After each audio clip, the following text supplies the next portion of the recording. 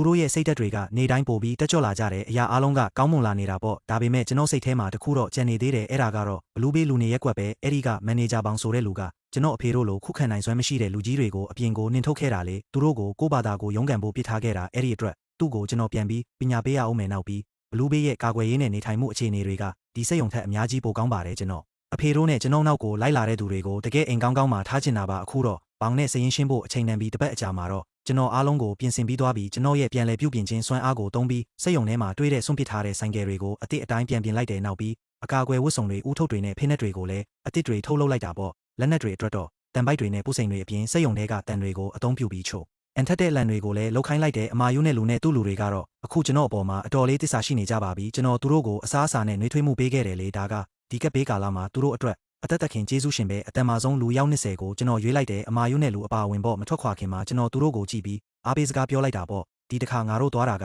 သွားတောင်းပန်ဖို့မဟုတ်ဘူးငါတို့ပိုင်ဆိုင်တာတွေကိုပြန်ယူဖို့သွားမှာဘလူးဘေးမှာခိုင်ခန့်တဲ့တတိုင်းတွေနဲ့တက်တောင့်တက်တာရှိတဲ့အိမ်တွေရှိတယ်ငါတို့အဲ့ဒီမှာတကယ်လုံခြုံတဲ့အိမ်တစ်ခုတိစောက်ကြမယ်ငါနဲ့အတူလိုက်မဲ့သူတွေကားပေါ်တက်ကြဘယ်သူမှတွန်းဆုတ်မနေကြဘူးကျွန်တော်ရဲ့စွမ်းအားကိုမြင်ဖူးထားတော့သူတို့ကျွန်တော်ကိုအကျွင်းမဲ့ယုံကြည်နေကြတာကားစီး20နဲ့ကျွန်တော်တို့အဖွဲ့ဘလူးဘေးစီကိုချီတက်ခဲ့ကြတယ်မြောက်ဘက်ဂိတ်ကိုရောက်တော့ကင်းဆောင်နေတဲ့သူတွေကျွန်တော်တို့ကိုမြင်သွားတယ်လက်နက်အပြည့်စုံနဲ့ကျွန်တော်တို့အဖွဲ့ကိုမြင်တော့သူတို့ကြောင်သွားတာပေါ့အမာယုအမင်းတို့ကိုနှင်ထုတ်လိုက်တာမဟုတ်ဘူးလားဘာလို့ပြန်လာတာလဲအမာယုကအခုကျွန်တော်လူဖြစ်နေပြီလေသူကမက်မက်ရက်ပြီးအကျယ်ကြီးပြန်ဖြေလိုက်တယ်ငါတို့ဆရာကြီးပေါင်နဲ့စီးပွားရေးအကြောင်းလာပြောတာစီးပွားရေးမင်းတို့ကလားကင်းဆောင်ကလောင်ရလိုက်တယ်ကျွန်တော်ကားပေါ်ကစင်ပြီးရှေ့ကိုရှောက်သွားလိုက်တယ်ပြီးတော့အေးအေးဆေးဆေးပဲပြောလိုက်တယ်ဆရာကြီးပေါင်ကိုသွားပြောလိုက်လင်းဖန်ပြန်လာပြီလို့ကင်းဆောင်ကကျွန်တော်ကိုမသိပေမဲ့ကျွန်တော်ကိုအဖွဲရဲ့အလဲမှာမြင်တော့ကျွန်တော်ကအရေးကြီးတဲ့လူမန်းသူတိလိုက်တယ်ခဏနေတော့သူစကားပြောဆက်တဲ့အထက်ကိုသတင်းပို့လိုက်တာပေါ့မကြခင်မှာပဲမြောက်ဘက်ဂိတ်ကြီးပွင့်လာတယ်ဆရာကြီးပေါင်ကသူ့လူတွေနဲ့အတူထွက်လာတယ်အဆောင်အဖွဲ့ခေါင်းဆောင်ဟောင်းရှန်လင်းလဲပါတာပေါ့ပေါင်ကအသက်40ကျော်အရွယ်ဘိုက်ရွှဲရွှဲနဲ့လူတယောက်မျက်လုံးတွေကတော့လဲလဲဝဲဝဲနဲ့မောက်မာတဲ့ပုံစံကျွန်တော်တို့အဖွဲ့ကိုမြင်တော့